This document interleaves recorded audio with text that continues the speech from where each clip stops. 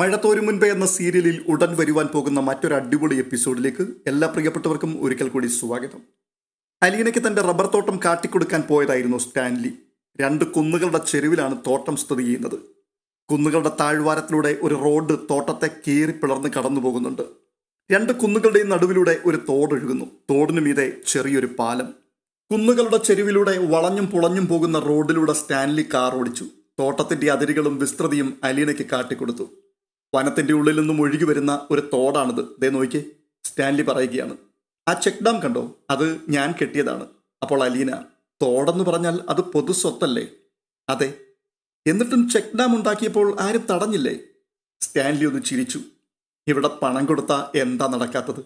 ആദ്യം പഞ്ചായത്ത് എതിർത്തു, അവർക്ക് പൈസ കൊടുത്ത് ഒതുക്കി. പിന്നെ റവന്യൂ, ഇറിഗേഷൻ, ജലമലിന വകുപ്പ്, എല്ലാവർക്കും പണം മാത്രം മതി. ഒടുവിൽ തൊഴിലാളികളുടെ എതിർപ്പ് വന്നു.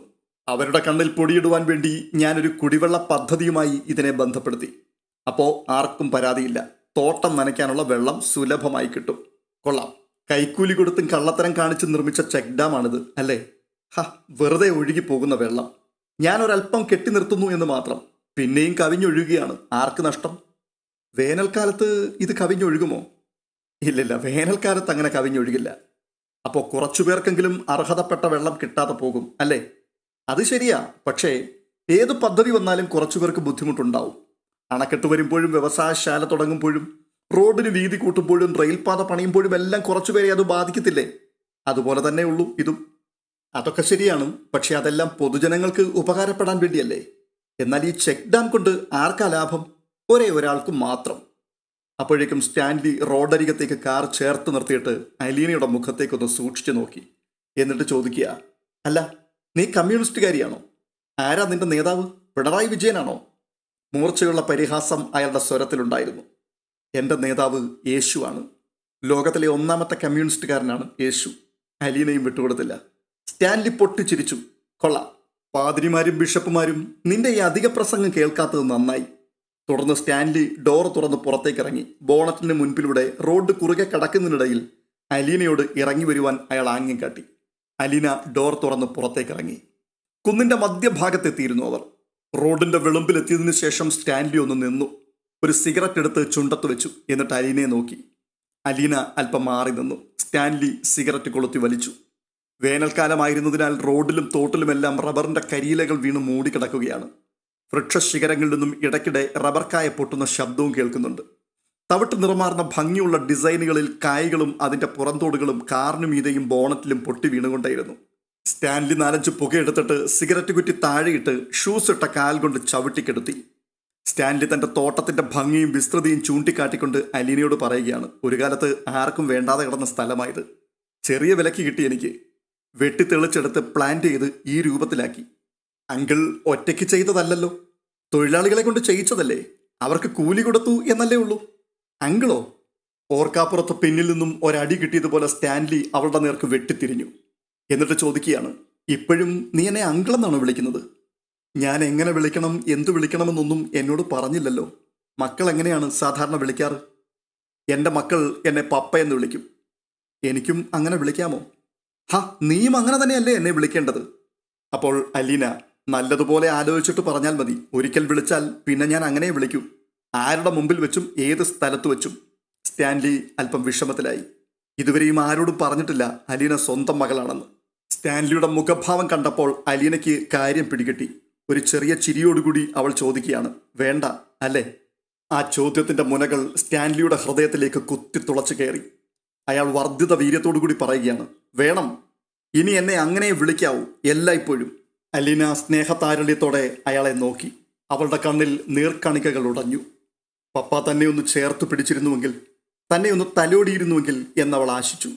ചെറിയൊരു നിശബ്ദതയെ ഭഞ്ജിച്ചുകൊണ്ട് സ്റ്റാൻലി വീണ്ടും അലീനയോട് പറയുക, നീ പറഞ്ഞല്ലോ തൊഴിലാളികളാണ് തോട്ടമുണ്ടാക്കിയതെന്ന്. ഞാൻ കൂലി കൊടുത്തേ ഉള്ളൂ എന്ന്. ശരിയാണ്, ഞാനും ഒരു തൊഴിൽ ചെയ്യുന്നവനായിരുന്നു. മിലിറ്ററിയിലായിരുന്നു എന്ന് മാത്രം. ആ തൊഴിലിൽ നിന്ന് കിട്ടിയ വരുമാനം ചേർത്താണ് ഞാൻ ഈ തോട്ടമുണ്ടാക്കിയത്. സ്റ്റാൻലി പഴയ തർക്കത്തിലേക്ക് വീണ്ടും തിരിച്ചു വരികയാണ് എന്ന് അലീനയ്ക്ക് മനസ്സിലായി. അലീന തോട്ടത്തിലേക്ക് മൗനമായി നോക്കി നിന്നു. റബ്ബർ മരങ്ങൾ നിരയൊപ്പിച്ചു നിൽക്കുന്നത് കാണുവാൻ നല്ല ഭംഗിയുണ്ട്.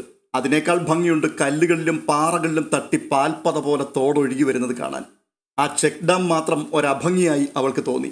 അതിനോട് ചേർന്ന് ഒരു പമ്പ് ഹൗസും വലിപ്പമേറിയ പൈപ്പുകളും. സ്റ്റാൻലി വലിയ അഭിമാനത്തോടെ അലീനയോട് പറയുകയാണ്, 150 ഏക്കറാണ്, തോട്ടവും തരിശും എല്ലാം കൂടി. അപ്പോൾ അലീന, ഈ തോട്ടത്തിൽ നിന്ന് നല്ല വരുമാനം കിട്ടും അല്ലേ? സംശയം എന്താ? ശരാശരി ഒരു ദിവസം എത്ര രൂപ കിട്ടുന്നുണ്ട്? ഇപ്പോഴത്തെ റബ്ബറിന്റെ വില വെച്ച് നോക്കിയാൽ ഏകദേശം 1 ലക്ഷം രൂപയോളം വരും. ഓ, അപ്പം മാസം 30 ലക്ഷം രൂപ. അലീന കണ്ണു വിഴിച്ചു. അങ്ങനെയും കണക്ക് കൂട്ടാം. എന്നിട്ട് ആ പണമെല്ലാം എന്ത് ചെയ്യുക? പകുതിയോളം തോട്ടത്തിൽ തന്നെ മുടക്കും. ചെക്ക് ഡാമിന് തന്നെ എത്ര ലക്ഷം രൂപയായി. പിന്നെ വളം, മരുന്ന്, കയ്യാലകൾ, റീപ്ലാന്റേഷൻ, അങ്ങനെ ധാരാളം ചെലവുകളുണ്ട്. സംഭാവനയായിട്ട് എന്തെങ്കിലും കൊടുക്കാറുണ്ടോ? ഉണ്ടല്ലോ, എല്ലാ രാഷ്ട്രീയ പാർട്ടികൾക്കും കൊടുക്കാറുണ്ട്. അവർക്ക് ചെറിയ തുകയൊന്നും പോരാ, ലക്ഷങ്ങൾ കിട്ടണം. പിന്നെ പള്ളിക്ക്, ക്ലബ്ബുകൾ, മെമ്പർഷിപ്പ്, അങ്ങനെ ലിസ്റ്റ് എടുത്താൽ ഞെട്ടിപ്പോകും. ഒത്തിരിയുണ്ട്. വീണ്ടും അലീന ചോദിക്കുകയാണ്, ഏതെങ്കിലും അനാഥാലയത്തിന് സംഭാവന കൊടുക്കാറുണ്ടോ? ചികിത്സിക്കാൻ പണമില്ലാത്ത കഷ്ടപ്പെടുന്ന രോഗികൾക്ക്, പഠിക്കാൻ ഫീസും പുസ്തകവും ഇല്ലാത്ത സങ്കടപ്പെടുന്ന കുട്ടികൾക്ക്, വീടില്ലാത്തവർക്ക്, വസ്ത്രമില്ലാത്തവർക്ക്, ഭക്ഷണമില്ലാത്തവർക്ക്, അങ്ങനെ ആർക്കെങ്കിലും എന്തെങ്കിലും കൊടുക്കാറുണ്ടോ? അത് കേട്ടപ്പോഴേക്കും സ്റ്റാൻലി അസ്വസ്ഥനായി. എന്നിട്ട് പറയുക, എനിക്കതിനൊന്നും നേരമില്ല. എൻ്റെ ജോലി അല്ല അത്. ചെറിയ പിരിവുകാരെ കൈകാര്യം ചെയ്യുന്ന ചുമതല ഞാൻ ആൻ്റപ്പനെ ഏൽപ്പിച്ചിരിക്കുകയാണ്. അവനും അനാഥശാല സന്ദർശിക്കാനുള്ള നേരമൊന്നും ഉണ്ടാവില്ല. സ്റ്റാൻലി അത് പറഞ്ഞത് അല്പം നീരസത്തോടെയായിരുന്നു. അയാൾ കാറിനടുത്തേക്ക് തിരിഞ്ഞു നടന്നു. അലീന പിൻപിൽ നിന്ന് വിളിച്ചു, പപ്പ. ആദ്യമായിട്ടാണ് സ്റ്റാൻലിയെ അവൾ അങ്ങനെ വിളിക്കുന്നത്. സ്റ്റാൻലി പെട്ടെന്ന് തിരിഞ്ഞു നിന്നു. എന്നിട്ട് അലീനയുടെ മുഖത്തേക്ക് നോക്കി. അപ്പോൾ അവൾ പറയുകയാണ്, പപ്പ, അതുപോലൊരു അനാഥാലയമാണ് പപ്പയുടെ മോളെ 23 വർഷം ചോറ് തന്നു വളർത്തിയത്. ഷോക്കേറ്റതുപോലെ സ്റ്റാൻലി സ്തംഭിച്ചു നിന്നുപോയി. അത്രയും പറഞ്ഞ ശേഷം അലീന കാറിനുള്ളിലേക്ക് കയറി. കുറച്ച് സമയമെടുത്തു സ്റ്റാൻലി കാറിനുള്ളിലേക്ക് എത്താൻ.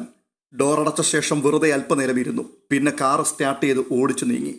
കാറ് റബ്ബർ തോട്ടത്തിലൂടെ പോയിക്കൊണ്ടേയിരുന്നു. നിനക്ക് എൻ്റെ തോട്ടം ഇഷ്ടപ്പെട്ടില്ല അല്ലേ? എനിക്കിഷ്ടപ്പെട്ടു. റിയലി?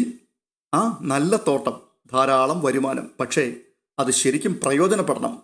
അപ്പോൾ സ്റ്റാൻലിക്ക് കാര്യം മനസ്സിലായി. ശരി, സഹായിക്കേണ്ടവരുടെ ഒരു ലിസ്റ്റ് നീ ആൻ്റപ്പനെ ഏൽപ്പിച്ചേക്ക്. ഞാൻ ആൻ്റപ്പനോട് പറഞ്ഞേക്കാം. വേണ്ട. അതെന്താ വേണ്ടാത്തത്? ഞാൻ പപ്പ എന്ന് വിളിക്കേണ്ടത് ആരെയാ? ആൻ്റപ്പൻ ചേട്ടനെ വിളിച്ചാൽ മതിയോ? സ്റ്റാൻലിക്ക് കാര്യങ്ങൾ പിടികിട്ടുന്നില്ല. അയാൾ ചോദിക്കുകയാണ്, ഇതെന്തൊരു വർത്തമാനമാണ്? എന്നോട് ആരും എതിർത്ത് സംസാരിക്കാറില്ല. ആർമിയിലായിരുന്നപ്പോഴും റിട്ടയർമെൻറ്റിന് ശേഷവും സ്റ്റാൻലി അത് പറഞ്ഞത് അല്പം പാരുഷ്യത്തിൽ തന്നെയായിരുന്നു. എനിക്കത് ഇഷ്ടമില്ല എന്നുള്ള കാര്യം എന്നെ അടുത്ത് പരിചയമുള്ള എല്ലാവർക്കും അറിയാം. അപ്പോൾ അലീന, ഞാനിനി ഒരക്ഷരം പോലും മിണ്ടുന്നില്ല. ഞാൻ വേണമെങ്കിൽ തിരിച്ചു പോയിക്കൊള്ളാം. സ്റ്റാൻലി അലീനയുടെ മുഖത്തേക്ക് ആശ്ചര്യത്തോടെ നോക്കിക്കൊണ്ട് ചോദിക്കുകയാണ്, പോകാൻ ഞാൻ പറഞ്ഞോ? ഇല്ലല്ലോ. ഇതിനേക്കാൾ ഭേദം പോകാൻ പറയുന്നത് തന്നെയാണ്. പാലായിലേക്കുള്ള വണ്ടിക്കൂലി തന്നാൽ മാത്രം മതി, ഞാനങ്ങ് പോയിക്കൊള്ളാം. നിന്നെ അങ്ങനെ വിട്ടയക്കാനൊന്നും പറ്റില്ല. സ്റ്റാൻലി ജോസഫിന്റെ മകളാണ് നീ. നിന്റെ പപ്പയുടെ കൂടെയാണ് നീ ജീവിക്കേണ്ടത്. സ്റ്റാൻലി ജോസഫിന്റെ മകൾക്ക് അവളുടെ പപ്പയുടെ അടുത്ത് ഒരു സ്വാതന്ത്ര്യവുമില്ലല്ലോ. അങ്ങനെ ആര് പറഞ്ഞു? സ്വാതന്ത്ര്യമുണ്ടല്ലോ. അതിന് അലീനയുടെ മറുപടി, ഒരു കാര്യം ശരിയല്ല എന്ന് തോന്നിയാൽ അത് തുറന്നു പറയാനുള്ള ധൈര്യം സ്റ്റാൻലി ജോസഫിന്റെ മകൾക്ക് വേണ്ടേ? വേണം, അത് വേണ്ടത് തന്നെയാണ്. സ്റ്റാൻലി സമ്മതിച്ചു. അല്ല, സ്വന്തം പപ്പയോടായാലും അതും കുഴപ്പമൊന്നുമില്ല. പക്ഷേ പപ്പയും വല്ലതുമൊക്കെ തിരിച്ചു പറഞ്ഞെന്ന് വരും. പക്ഷേ തിരിച്ചു പറയുമ്പോൾ പപ്പ ഒരു കാര്യം ഓർക്കണം, 23 വർഷക്കാലം അനാഥാലയത്തിൽ ജീവിച്ച മകളോടാണ് പറയുന്നതെന്ന്. അലീന, നീ ഇതെന്തിനാ കൂടെ ഇങ്ങനെ പറയുന്നത്? 23 വർഷം അനാഥാലയത്തിൽ, 23 വർഷം അനാഥാലയത്തിലെന്ന്. എനിക്കത് കേൾക്കുന്നതിൽ കുറച്ച് വിഷമമുണ്ട്. അത് ശരി, പപ്പയ്ക്കത് കേൾക്കാൻ പോലും വിഷമം. അപ്പോൾ അത് അനുഭവിച്ച എനിക്കോ? ഇപ്പോഴും അനുഭവിച്ചുകൊണ്ടിരിക്കുന്ന ആയിരക്കണക്കിന് കുഞ്ഞുങ്ങൾക്കോ? അതിന് സ്റ്റാൻലിക്ക് മറുപടി ഒന്നും ഉണ്ടായിരുന്നില്ല. കാർ ബംഗ്ലാവിലേക്ക് തിരിച്ചെത്തി. ആൻ്റപ്പൻ ഓടി ഇറങ്ങി വന്ന് ഡോർ തുറന്നു പിടിച്ചു. സ്റ്റാൻലി ഇറങ്ങി, മറുവശത്ത് അലീനയും. അപ്പോൾ ആൻ്റപ്പൻ പറയുകയാണ്, പുനലൂരിൽ നിന്നും വിളിച്ചിരുന്നു. ആര് വിളിച്ചു? കേണൽ സാബിൻ്റെ അച്ഛൻ. എന്നിട്ട് താൻ എന്തു പറഞ്ഞു?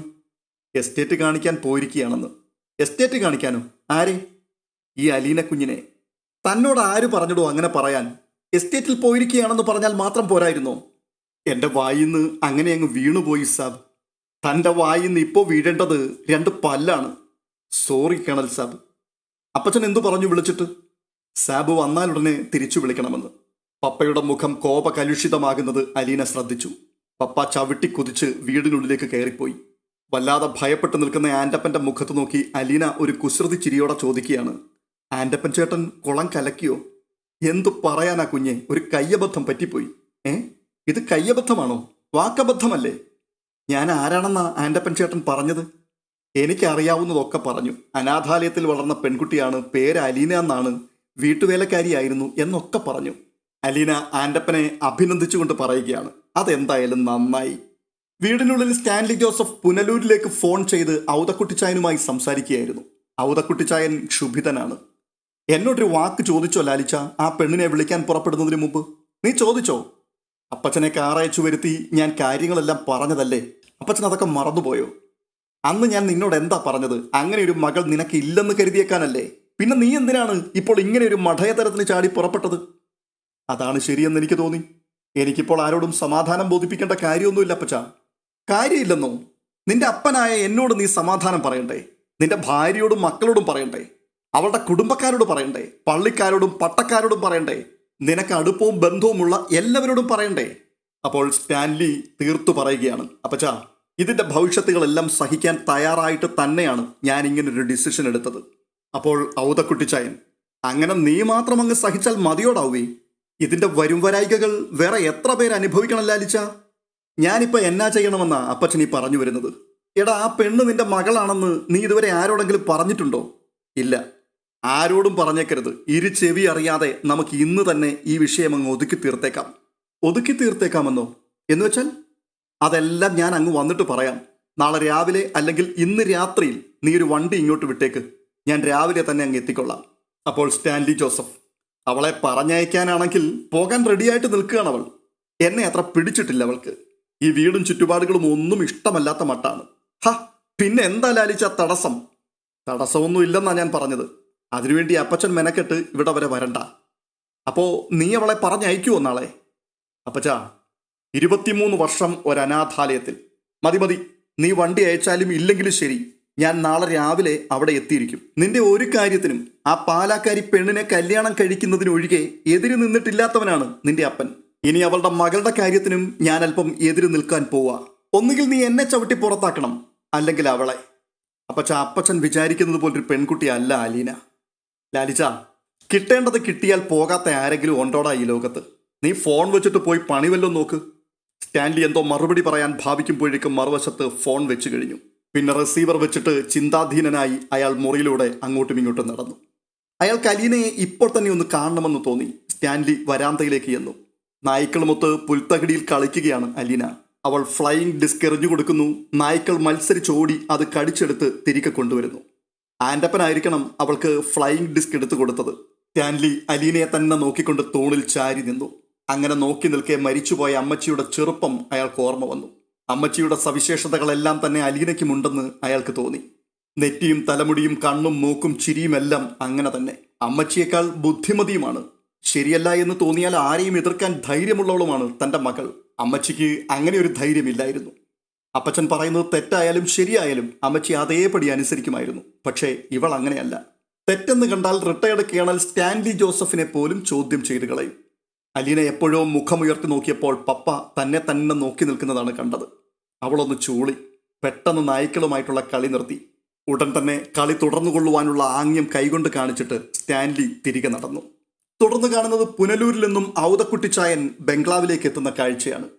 ആ കാറ് സാവധാനം ചെന്ന് ഔതക്കുട്ടിച്ചായന് നേരെ സിറ്റൗട്ടിലേക്ക് കയറുവാൻ പാകത്തിൽ മാർബിൾ പടിയോട് ചേർന്ന് നിന്നു.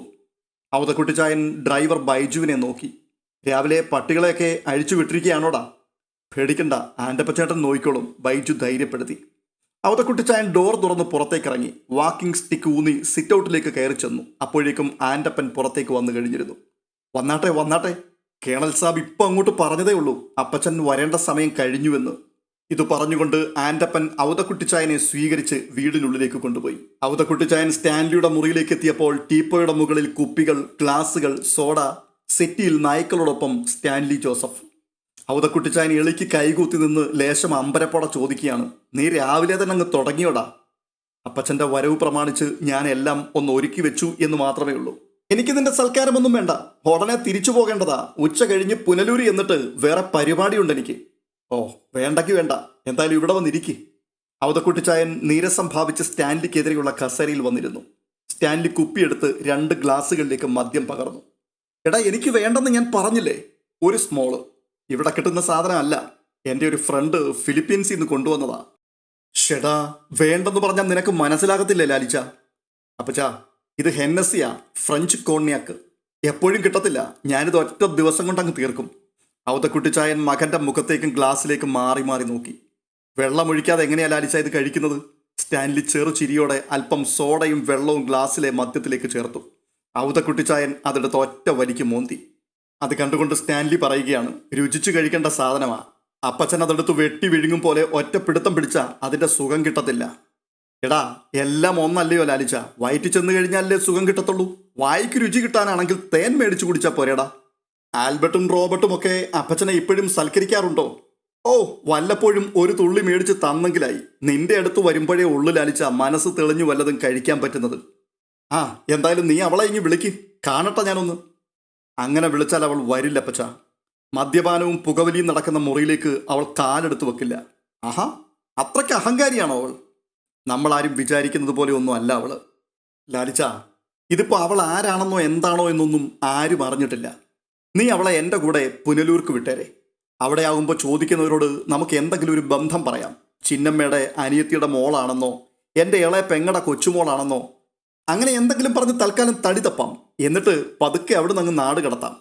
അങ്ങനെ നാട് കടത്താനായിരുന്നുവെങ്കിൽ ഞാൻ അവളെ ഇങ്ങോട്ട് വിളിച്ചു വരുത്തേണ്ട കാര്യം ഉണ്ടായിരുന്നു അപ്പച്ച. ഛേ, നാട് കടത്തുക എന്ന് വെച്ചാൽ ഞാൻ ഉദ്ദേശിച്ചത് എവിടെയെങ്കിലും കൊണ്ടുപോയി തള്ളാനല്ലടാ. നിന്റെ മോളല്ലേ, ഉപേക്ഷിക്കാൻ പറ്റുമോ? ഉടനെ തന്നെ എവിടെയെങ്കിലും ഒരു കല്യാണം ആലോചിച്ച് നടത്തി കൊടുക്കുന്ന കാര്യമാണ് ഞാൻ ഉദ്ദേശിച്ചത്. വയസ്സ് 10-24 ആയില്ലേ, എന്തായാലും ഒരു കല്യാണം വേണ്ടതുമാണല്ലോ. അവൾക്ക് ഒരു നീതി കിട്ടണ്ടേ അപ്പച്ച? 23 വർഷം. നീതി കൊടുക്കാം, നല്ല നിലയിൽ തന്നെ കല്യാണം കഴിപ്പിക്കാം. നല്ലൊരു ഗൾഫുകാരനെ കൊണ്ടോ ബോംബെയിലോ ഡൽഹിയിലോ ഉദ്യോഗമുള്ളവനെ കൊണ്ടോ കെട്ടിക്കാം. അവൾ നല്ല രീതിയിൽ ജീവിച്ചാൽ പോരെ. എന്തായാലും ഇവിടെ നിർത്തണ്ട. അപ്പച്ചന് ഒരെണ്ണം കൂടി ഒഴിക്കട്ടെ? വേണ്ട വേണ്ട, ഇപ്പൊ വേണ്ട. ഇനി അവളെ ഒന്ന് കണ്ടിട്ട് മതി. ഞാൻ തന്നെ അവളെ കാര്യങ്ങൾ പറഞ്ഞ് ബോധ്യപ്പെടുത്താം. എവിടെ അവൾ? അവതക്കുട്ടിച്ചാൻ എഴുന്നേറ്റു. തന്റെ ഗ്ലാസ്സിലുള്ളത് പാതി കുടിച്ചിട്ട് സ്റ്റാൻലി ഗ്ലാസ് ടീപ്പോയുടെ മേൽ വെച്ചിട്ട് കൂടെ എഴുന്നേറ്റു. അപ്പച്ചൻ വാ. സ്റ്റാൻലി അവതക്കുട്ടിച്ചായനെയും വിളിച്ചുകൊണ്ട് അലീനയുടെ മുറിയിലേക്ക് ചെന്നു. ചാരിയിട്ടിരുന്ന വാതിലിൽ തട്ടി വിളിച്ചിട്ട് അനക്കമൊന്നുമില്ല. സ്റ്റാൻലി വാതിൽ തുറന്നു. അകത്താരെയും കാണുന്നില്ല. ആൻഡപ്പൻ! സ്റ്റാൻലി ഉറക്ക വിളിച്ചു. എവിടെ നിന്നോ അയാൾ ഓടിയെത്തി. അലീന എവിടെ? കിച്ചണിലുണ്ട് സാബ്. പെട്ടെന്ന് ഇവിടേക്ക് വരാൻ പറയും. ആൻഡപ്പൻ തിരിച്ചുപോയി. അപ്പച്ചൻ കയറി വാ. സ്റ്റാൻലി ഔതക്കുട്ടിച്ചായനെ മുറിയിലേക്ക് കയറ്റി. ആ മുറിക്ക് ചുറ്റിലും ഒന്ന് കണ്ണോടിച്ചതിന് ശേഷം ഔതക്കുട്ടിച്ചായൻ ചോദിക്കുകയാണ്, ഇത് ഞാൻ ഇന്നാൾ വന്നപ്പോൾ കണ്ട മുറി അല്ലല്ലോ ലാലിച്ച. നീ ഇത് പുതുക്കി പണിതോ? ആ, അങ്ങനെ ചെയ്തു അപ്പച്ച. ഞാൻ കുറച്ച് മാറ്റങ്ങളൊക്കെ വരുത്തി. അവൾക്ക് ഒന്നിലും ഒരു കുറവ് തോന്നരുതല്ലോ. എന്നാലും ഇതൊരു കൊട്ടാരം മുറി പോലെ ആക്കണമായിരുന്നോടാ. അപ്പച്ച, കൊട്ടാരമറ്റത്തില്ലെന്നല്ലേ നമ്മുടെ വീട്ടുപേര്. അതിലൊട്ടും കുറയ്ക്കണ്ടെന്ന് കരുതി. ഔതക്കുട്ടിച്ചായൻ അതിശയത്തോടെ മുറിയിലെ സൗകര്യങ്ങൾ നോക്കി കാണുകയാണ്. ഇതിനിടയിൽ ഇടനാഴിയിൽ കൂടി ആരോ ഓടി വരുന്ന കാലൊച്ചയും പപ്പ എന്നെ വിളിച്ചോ എന്നുള്ള ചോദ്യവും കേട്ടു. ഔതക്കുട്ടിച്ചായൻ വാക്കിംഗ് സ്റ്റിക്ക് നിലത്തൂന്നി പതിയെ തിരിഞ്ഞു നോക്കി. വാതിൽക്കൽ ഒരു പെൺകുട്ടി ചെറിയ കിതപ്പോടെ വന്നു നിൽക്കുന്നു. ഔതക്കുട്ടിച്ചായൻ ഒരു നിമിഷം സ്തംഭിച്ചു നിന്നുപോയി. വീണ്ടും വീണ്ടും അവളെ തന്നെ നോക്കി. അയാളുടെ മനസ്സ് പിടിവിട്ട് 55 വർഷം പിന്നിലേക്ക് പോയി. ചിന്നമ്മയുടെ തൽസ്വരൂപമാണ് വാതിൽക്കൽ കാണുന്നത്. അന്ന് ചട്ടയും കച്ചമുറിയുമായിരുന്നു ചിന്നമ്മയുടെ കല്യാണ വേഷം. ഇവരുടെ വസ്ത്രധാരണത്തിൽ അല്പം വ്യത്യാസമുണ്ടെന്ന് മാത്രമേ ഉള്ളൂ. മരിച്ചുപോയവളെ വീണ്ടും ജീവനോടെ കണ്ടതുപോലെ ഔതക്കുട്ടിച്ചായന്റെ ദേഹം കുളിരുകൂരി. മുറിക്കുള്ളിലേക്ക് കയറാതെ വാതിൽക്കൽ തന്നെ നിൽക്കുന്ന അലീനയെ നോക്കിക്കൊണ്ട് സ്റ്റാൻലി പറയുക, ഇങ്ങോട്ട് കയറി വരൂ. അലീന തെല്ല് സങ്കോചത്തോടെ മുറിക്കുള്ളിലേക്ക് കയറി ചെന്നു. അപ്പച്ച, ഇവളാണ് കക്ഷി, അലീന. ഇത് നിന്റെ വല്യപ്പൻ, അതായത് എൻ്റെ അപ്പൻ. നമസ്കാരം. അലീന ആ വൃദ്ധന്റെ നേർക്ക് കൈകൂപ്പി. ഔതക്കുട്ടിച്ചായൻ അപ്പോഴും ആദ്യത്തെ ഷോക്കിൽ നിന്നും വിമുക്തനാകാതെ തരിച്ചു നിൽക്കുകയായിരുന്നു. ശിശുസഹജമായ ജിജ്ഞാസയോടെ തലനരച്ച ഒരു വൃദ്ധൻ തന്നെ ഇമയനക്കാതെ നോക്കി നിൽക്കുന്നത് കണ്ട് അലീനയ്ക്ക് അല്പം ജാള്യത തോന്നി. അവളൊന്ന് മുരടനക്കി. എന്നിട്ട് പതിഞ്ഞ സ്വരത്തിൽ ചോദിക്കുകയാണ്, വല്യപ്പച്ചൻ്റെ പേരെന്താണ്? ഔതക്കുട്ടിച്ചായൻ ഒരു മോഹനിദ്രയിൽ നിന്നും ഉണർന്നിട്ടെന്നോണം കണ്ണുമിഴിച്ചു. തൻ്റെ പേരെന്താണെന്ന് പോലും ഒരു നിമിഷം അയാൾ മറന്നുപോയി. അത് കണ്ടുകൊണ്ട് സ്റ്റാൻലി പരിചയപ്പെടുത്തുകയാണ്, കൊട്ടാരമറ്റത്തിൽ ഔതക്കുട്ടിച്ചായൻ എന്നാണ് പരക്കെ അറിയപ്പെടുന്നത്. അപ്പോഴേക്കും വൃദ്ധൻ ചെറിയൊരു ചമ്മലോടുകൂടി അലീനയോട് സമ്മതിക്കുകയാണ്, അതെ അതെ, ഔതക്കുട്ടിച്ചായൻ. ഉടൻ തന്നെ സ്റ്റാൻലി അവരോട് പറയുകയാണ്, നിങ്ങൾ തമ്മിൽ സംസാരിക്കേ, ഞാൻ അത് കഴിഞ്ഞു വരാം. ഇത് പറഞ്ഞ് അയാൾ മുറി വിട്ടുപോയി. അലീന കൗതുകത്തോടെ ഔതക്കുട്ടിച്ചായനെ നോക്കി. അയാൾക്കാണെങ്കിൽ അവളോട് എന്തു പറയണമെന്ന് ഒരു പിടിയും കിട്ടുന്നില്ല. അതുകൊണ്ട് അയാൾ ഇങ്ങനെ ചോദിച്ചു, പിന്നെ എന്തൊക്കെയുണ്ട് വിശേഷങ്ങൾ? ബാഗും പെട്ടിയുമൊക്കെ അടുക്കി തയ്യാറായിട്ട് നിൽക്കുകയാണ് ഞാൻ. അലീന ഒരു ചെറിയ ചിരിയോടെയാണത് പറഞ്ഞത്. അത് കേട്ടുകൊണ്ട് ഔതക്കുട്ടിച്ചായൻ എന്തിന്? അല്ല, പോകാൻ. എങ്ങോട്ട് പോകാൻ? അതറിയില്ല. ആൻ്റപ്പൻ ചേട്ടൻ എന്നോട് പറഞ്ഞു പോകാൻ ഒരുങ്ങിയിരുന്നോളാൻ. കാരണം പപ്പയുടെ അപ്പച്ചൻ ഇങ്ങോട്ട് വരുന്നുണ്ട്. വന്നാൽ ഉടനെ എന്നെ ഇവിടുന്ന് പറപ്പിക്കുമെന്ന്. ഞാനാണെങ്കിൽ എപ്പോഴേ റെഡിയാണ്. ഔതക്കുട്ടി വല്ലാതെ ഒന്ന് ചമ്മി. എന്നിട്ട് ചോദിക്കുകയാണ്, ആൻ്റപ്പൻ അങ്ങനെ പറഞ്ഞു? അവനെ ഞാനൊന്ന് കാണട്ടെ. ആൻ്റപ്പൻ ചേട്ടൻ പറഞ്ഞത് ശരിയല്ലേ? എന്നോട് ഭയങ്കര ദേഷ്യത്തിലല്ലേ അപ്പച്ചൻ വന്നത്? ഇവിടുന്ന് പറഞ്ഞയക്കാൻ വേണ്ടിയല്ലേ? ഔതക്കുട്ടിച്ചായൻ ക്ഷീണിതനായതുപോലെ നോക്കി. കള്ളം പറയാനും ഒഴിഞ്ഞു മാറാനും നിവർത്തിയില്ല. അതൊക്കെ ശരിയാ, സമ്മതിച്ചു. അതിപ്പോൾ ആരായാലും അങ്ങനെയൊക്കെ തന്നെ വിചാരിക്കുകയുള്ളൂ പക്ഷേ. ഔതക്കുട്ടിയുടെ മുഖത്ത് ഗൗരവം നിറയുവാൻ തുടങ്ങി. അപ്പോൾ അലീന, വല്യപ്പച്ചൻ്റെ കുറ്റം പറഞ്ഞതൊന്നുമല്ല, കുറ്റം എൻ്റേതാണ്. ഞാൻ ഇങ്ങോട്ട് വരാൻ ഒരിക്കലും പാടില്ലായിരുന്നു. എനിക്കൊട്ടും പാകമാകാത്ത ഒരു സ്ഥലം. ഇവിടുത്തെ രീതികളുമായിട്ട് ഇണങ്ങിച്ചേരാനേ എനിക്ക് പറ്റുന്നില്ല. പപ്പ എനിക്ക് വേണ്ടി വാങ്ങിച്ചു വെച്ച ഡ്രസ്സുകൾ പോലും എനിക്ക് പാകമല്ലായിരുന്നു. സത്യം പറഞ്ഞാൽ ഞാനിവിടെ ഒരു അനാവശ്യ വസ്തുവാണ്. ഇരുമ്പ് സാധനങ്ങൾ മാത്രം വിൽക്കുന്ന കടയിൽ വലിയൊരു പാവക്കുട്ടിയെ കൊണ്ടുവന്ന് പ്ലാസ്റ്റിക്കിൽ പൊതിഞ്ഞു വെച്ചിരിക്കണ പോലെ. അത് കേട്ടുകൊണ്ട് ഔതക്കുട്ടിച്ചായൻ ചോദിക്കുകയാണ്, അത്രയ്ക്ക് മോശം സ്ഥലമാണോ ഇത്? ഏയ്, സ്ഥലം മോശമല്ല, കാലാവസ്ഥയും ചുറ്റുപാടുകളുമാ. ഒരു ചെടി കൊണ്ടുവന്നിട്ട് വെള്ളമൊഴിച്ച് നനച്ചാൽ അത് വേര് പിടിച്ച് വളർന്നോളും. ഒരു മരം പറിച്ചു കൊണ്ടുവന്ന് നട്ടാലോ? എത്രയൊക്കെ വെള്ളവും വളവും കൊടുത്താലും വേരുകളൊക്കെ ചീഞ്ഞളിഞ്ഞ് ശിഖരങ്ങളൊക്കെ ഉണങ്ങി ഇലകളെല്ലാം കൊഴിഞ്ഞ് ആ മരം നശിക്കും. അതിനുവേണ്ടി ചെയ്ത പ്രയത്നങ്ങളും പാഴായി പോകും. അതുകൊണ്ട് വല്യപ്പച്ചൻ എന്നെ ഇവിടുന്ന് പറഞ്ഞയച്ചാൽ എനിക്കതിൽ സന്തോഷമേ ഉള്ളൂ. ഞാനിവിടെ താമസിക്കുന്നത് കൊണ്ട് ആർക്കും ഗുണമില്ലെങ്കിൽ പിന്നെ എന്തിനാ? അലീനയുടെ ഈ വാക്കുകൾ കേട്ടുകൊണ്ട് ആ വൃദ്ധൻ അവളുടെ മുഖത്തു നിന്ന് കണ്ണെടുക്കാതെ അമ്പരന്നവളെ നോക്കി നിന്നുപോയി. മഴത്തോരു മുൻപേ എന്ന പരമ്പരയിൽ വളരെ മനോഹരമായ മുഹൂർത്തങ്ങളാണ് ഇനി പിറവിയെടുക്കുവാൻ പോകുന്നത്. ആ ത്രില്ലടിപ്പിക്കുന്ന രംഗങ്ങൾ മുന്നമേ കൂട്ടി നിങ്ങളിലേക്ക് എത്തേണ്ടതിന് നിങ്ങൾ ഇതുവരെയും ഈ ചാനൽ സബ്സ്ക്രൈബ് ചെയ്തിട്ടില്ല എങ്കിൽ ദയവായി ഒന്ന് സബ്സ്ക്രൈബ് ചെയ്യുകയും ഈ വീഡിയോ നിങ്ങൾക്ക് ഇഷ്ടപ്പെട്ടിട്ടുണ്ടെങ്കിൽ ഒന്ന് ലൈക്ക് ചെയ്യുകയും ഹൈപ്പ് ചെയ്യുകയും ഒപ്പം നിങ്ങളുടെ വിലയേറിയ അഭിപ്രായങ്ങൾ കമൻറ്റ് ബോക്സിൽ രേഖപ്പെടുത്തുകയും ചെയ്യുവാൻ മറക്കരുത് എന്ന് ഓർപ്പിക്കുന്നു. അടുത്ത വീഡിയോയിൽ വീണ്ടും കാണാം. അതുവരേക്കും ബൈ ബൈ.